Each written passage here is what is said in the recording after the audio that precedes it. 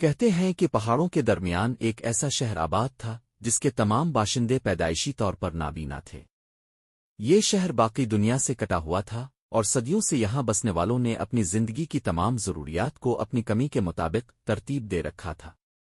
ان کی تہذیب اور تمدن نابینائی کے گرد گھومتی تھی۔ وہ روشنی، رنگ دیکھنے کے تصور سے یکسر بے خبر تھے۔ شہر میں ہر کام آوازوں، لمس اور خوشبوؤں کے ذریعے کیا جاتا تھا۔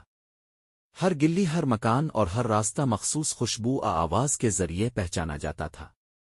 لوگ ایک دوسرے کو آواز ہاتھ کے لمس سے پہچانتے تھے۔ وہ دن اور رات کے فرق کو محسوس نہیں کر سکتے تھے، لیکن ہوا کی رفتار اور درجہ حرارت سے وقت کا اندازہ لگا لیتے تھے۔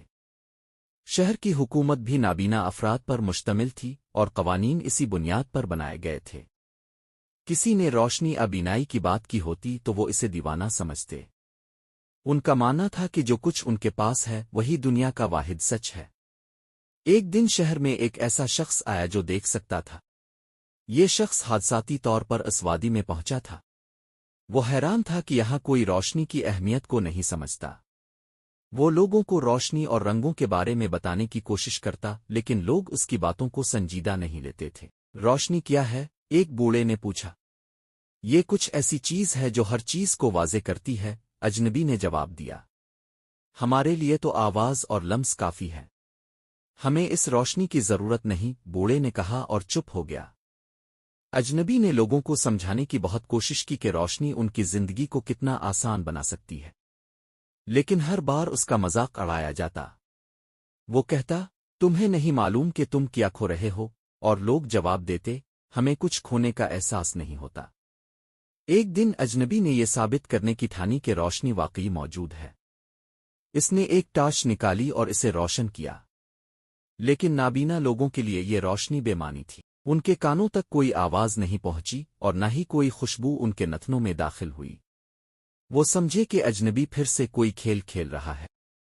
مایوسی کے باوجود اجنبی نے کچھ لوگوں کو روشنی کے وجود کا احساس دلانے کے لیے مختلف تجربے کرنے شروع کیے۔ وہ ان کے ہاتھوں میں آئینہ دیتا اور کہتا، دیکھو یہ تمہارا عکس ہے، لیکن نابینا لوگ اپنی انگلیوں سے آئینہ چھوتے اور کہتے، یہ تو صرف ایک ہموار سطح ہے۔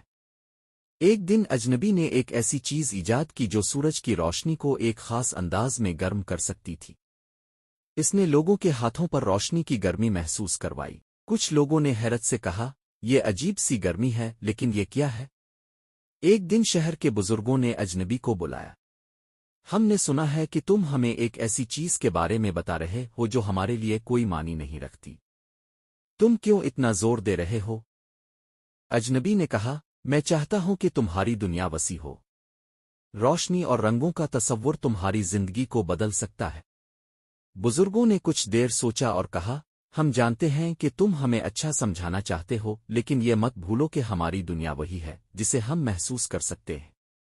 اگر روشنی کا کوئی فائدہ ہوتا تو قدرت ہمیں آنکھیں عطا کرتی۔ اجنبی کو احساس ہوا کہ وہ ایک ایسی دنیا میں آیا ہے جہاں لوگ اپنی حالت میں خوش ہیں۔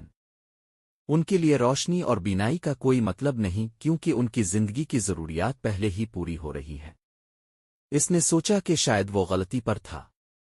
ہر کسی کے لیے خوشی اور سکون کا مطلب مختلف ہو سکتا ہے۔ اجنبی نے اندھوں کے شہر کو چھوڑ دیا، لیکن ایک سبق سیکھ کر گیا۔ وہ سمجھ گیا کہ ہر کسی کی دنیا کا ایک الگ زاویہ ہوتا ہے، اور ضروری نہیں کہ جو چیز ایک کے لیے اہم ہو وہ دوسروں کے لیے بھی ویسی ہی ہو۔ اندھوں کے شہر میں روشنی بے معنی تھی، لیکن ان کا اپنا ایک منفرد نظام تھا جو ان کی دنیا کو مکمل بناتا تھا۔ یہ کہانی ہمیں سکھاتی ہے کہ دنیا کو دوسروں کے زاویے سے دیکھنا کتنا ضروری ہے۔ شاید ہر کسی کی حقیقت ان کی اپنی دنیا میں مکمل ہوتی ہے۔ کہانی اچھی لگی ہے تو چینل کو سبسکرائب کرنا مت بھولیے۔ بچوں کی دلچسپ کہانیوں کے لیے MI5 Kids کا چینل سبسکرائب کریں، لائک اور شیئر کریں۔